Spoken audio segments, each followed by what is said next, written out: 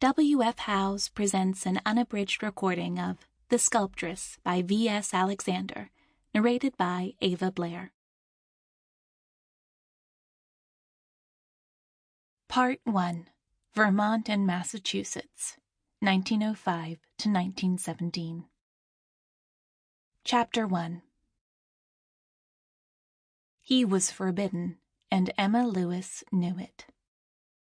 They met by chance on summer vacation before a horseback riding expedition in the wooded hills near Bennington, Vermont. He was the cousin of a friend, she the daughter of an upper-middle-class merchant turned gentleman farmer in the mountains of western Massachusetts. Kurt Larson appealed to the sense of the wicked in her, the expectant thrill of some primal taboo not yet fully realized.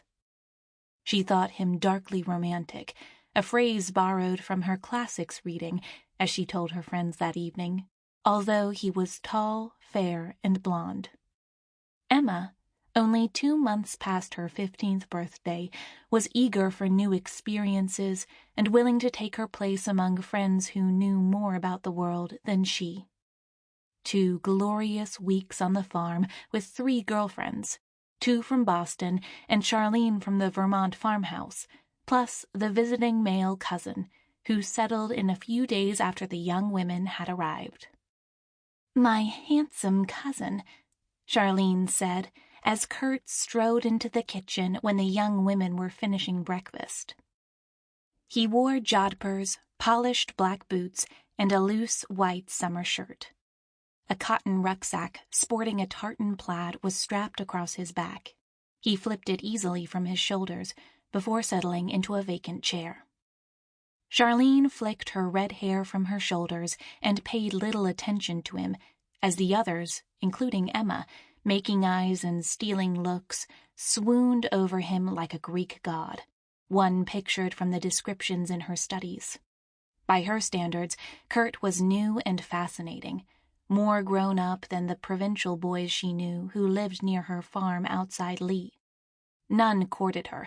Her mother wouldn't allow such activity yet. Those boys were friends, only school chums.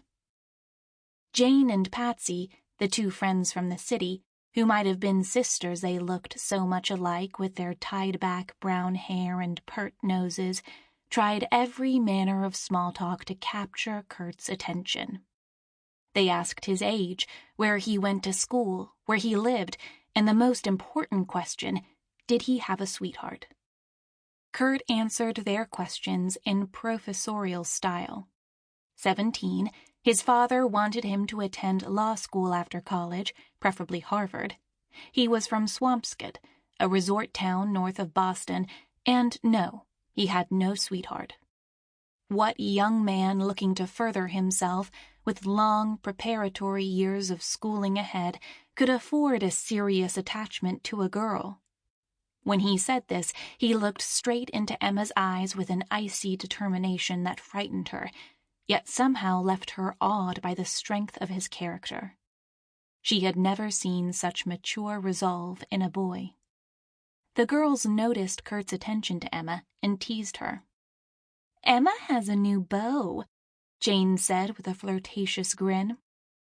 "What color is your hair, Emma?" Patsy asked, with a look of nonchalance. "Dark brown or black?" "It depends on the light," Emma answered, her cheeks reddening.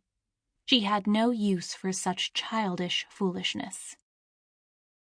Shortly before noon, the 5 riders set out from the farmhouse with a picnic lunch. The sun had risen above the peaks, flashing between the billowing white clouds, showering golden light upon the whitewashed house nestled against the hill. The wind murmured in the pines. The sunlight, when wrested from the forest shade, warmed their backs, a perfect day for riding.